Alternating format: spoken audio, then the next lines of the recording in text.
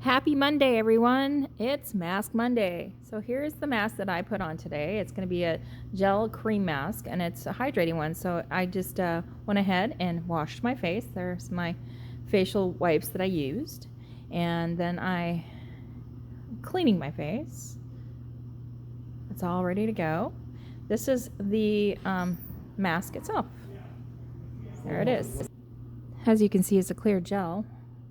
And here we go. Sunset Saturday night. Isn't it beautiful?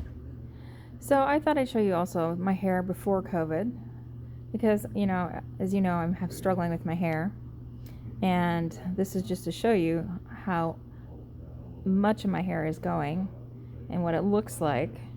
And so I did this. Yep, I got a wig. What do you think? Thanks for watching, everyone. Give your thumbs up and subscribe, and don't forget to share. Love you guys.